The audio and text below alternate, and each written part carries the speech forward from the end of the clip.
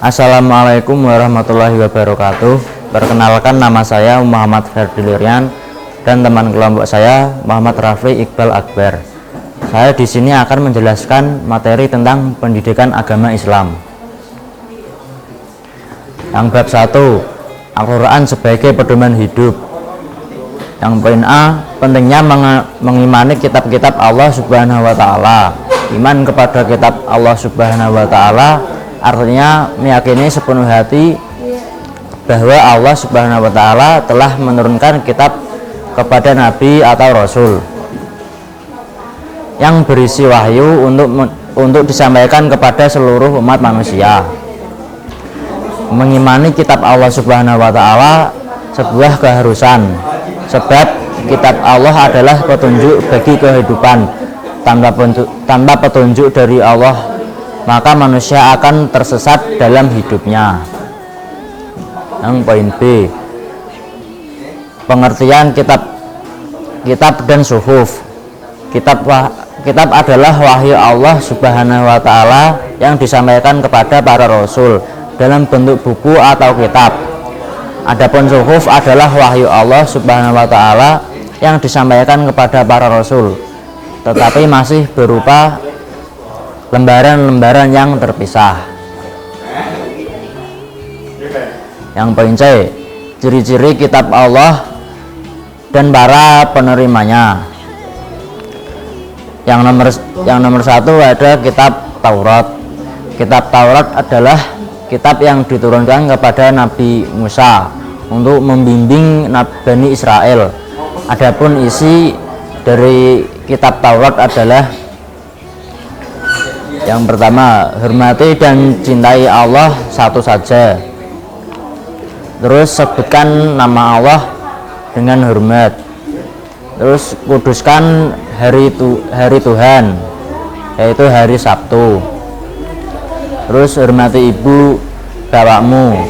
Terus jangan membunuh, jangan berbuat cabul, jangan mencuri, jangan berdusta, dan jangan berbuat cabul. Jangan memiliki barang-barang orang lain dengan cara yang tidak halal. Terus yang nomor 2 ada kitab Zabur. Kitab Zabur adalah kitab yang diturunkan kepada Nabi Daud untuk membimbing Bani Israel. Adapun isi dari kitab Zabur adalah tentang zikir, nasihat, dan hikmah.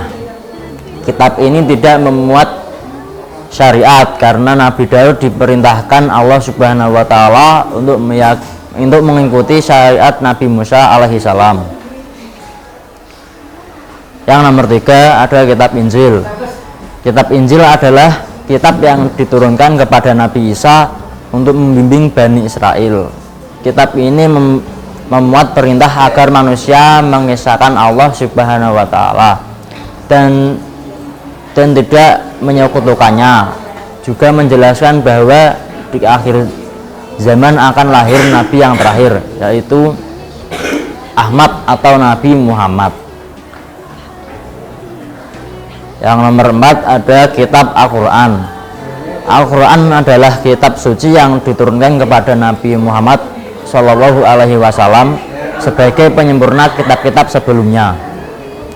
Al-Quran terdiri dari 30 juz, 114 surat, dan kurang lebih ada 6.236 ayat dan 74.437 kalimat dan 325.345 huruf. Turunnya Al-Quran disebut Nuzulul Quran. Yang nomor 5 ada nama-nama lain Al-Quran. Yang pertama ada Al-Huda, terus Al-Furqan, As-Syifa, Az-Zikir, Al-Kitab. Terus yang nomor 6 ada isi Al-Quran, yaitu akidah, ibadah, akhlak, muamalah, kisah-kisah. Yang nomor 7 ada keistimewaan Al-Quran sebagai petunjuk dan rahmat bagi orang-orang yang beriman dan bertakwa. Al-Quran tidak dapat tertandingi oleh ide-ide manusia yang ingin menyimpangkannya. Membaca dan mempelajari isi Al-Quran merupakan ibadah. Yang bab 2 yaitu hidup nyaman dengan perilaku jujur. Yang poin A, pentingnya perilaku jujur. Jujur adalah mengatakan atau melakukan sesuatu sesuai dengan kenyataan. Lawan dari jujur adalah dusta, yaitu mengatakan atau melakukan sesuatu tidak sesuai dengan apa yang sebenarnya. Sifat jujur sangatlah penting untuk dimiliki setiap orang, karena dengan kejujuran akan membuat kehidupan menjadi tentram dan mencegah pemusuhan. Yang poin B, ada keutamaan perilaku jujur. Di antara beberapa keutamaan bagi orang-orang yang jujur adalah memiliki kedudukan yang tinggi di dunia dan di akhirat. Rizkinya dipermudah, tanda kesempurnaan Islam seseorang.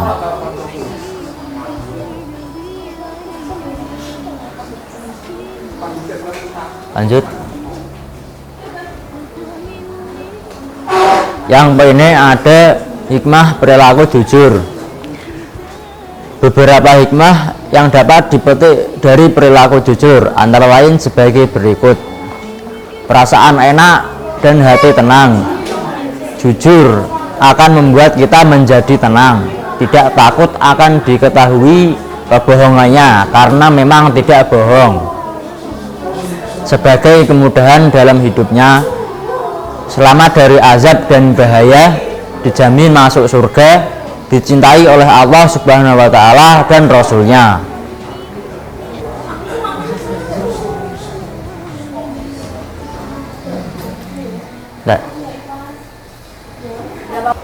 Bab 3, iman kepada hari akhir. Yang pertama, iman kepada hari akhir berarti mempercayai dengan sepenuh hati bahwa suatu saat dunia beserta isinya akan berakhir atau hancur, serta manusia akan dibangkitkan dari kubur menuju akhirat atau mempertanggungjawabkan perbuatannya selama hidup di dunia. Keyakinan tersebut diwujudkan dalam perbuatan atau tingkah laku. Yang nomor 2, tanda-tanda datangnya hari kiamat terdiri atas tanda-tanda kecil dan tanda-tanda besar. Yang nomor 3, hari akhir memiliki beberapa nama lain seperti Yaumul Haqqah, Yaumul Mizan, Yaumul La Raibah Fihi, dan beberapa nama lainnya. Yang nomor 4, datangnya hari kiamat didahului tiupan nafri yang ditiup malaikat Israfil atas perintah Allah Subhanahu wa Ta'ala. Yang nomor 5, perilaku mencerminkan keimanan kepada hari akhir antara lain sebagai berikut. Yang nomor 1, selalu berusaha menjadi lebih baik. Yang nomor 2, tidak silau pada gemerlap dunia. Nomor 3, tidak iri atas nikmat orang lain. Nomor 4, bersikap rendah hati. Nomor 5, menghindari sifat cinta dunia dan harta secara berlebihan. Bab 4, perilaku terpuji, adil, ridha, dan amal saleh. Yang pertama, kata adil secara bahasa artinya sama berat, tidak berat sebelah, atau tidak memihak. Secara istilah, adil diartikan dengan sikap menempatkan sesuatu pada tempatnya. Yang kedua, keadilan dapat diukur menggunakan hati nurani dan rasio maupun fisik dan indera. Dalam bahasa Arab, adil dapat dibedakan menjadi dua istilah, yaitu al-adil dan al-idil. Jika al-adil merupakan keadilan yang dapat diukur dengan fisik, ataupun panca indera. Yang ketiga, ridho adalah sikap menerima segala ketentuan Allah Subhanahu wa Ta'ala, tenang dalam menghadapi cobaan dengan senantiasa berusaha dan tidak mudah putus asa.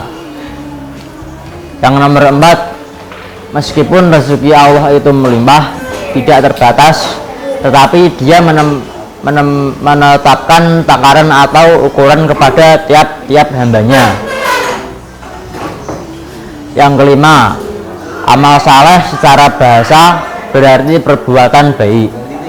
Secara istilah, amal saleh dapat diartikan dengan perbuatan kebajikan yang dilandasi iman kepada Allah Subhanahu wa Ta'ala dengan niat memperoleh ridhonya. Yang keenam, seseorang yang beriman kepada Allah harus dibuktikan dengan amal soleh. Amal soleh itu sendiri merupakan efek langsung dari keimanan seseorang. Seseorang yang memiliki keimanan berarti dalam dirinya akan terdorong untuk beramal soleh. Sekian dari saya, bila ada salah-salah kata mohon dimaafkan. Terima kasih. Assalamualaikum warahmatullahi wabarakatuh.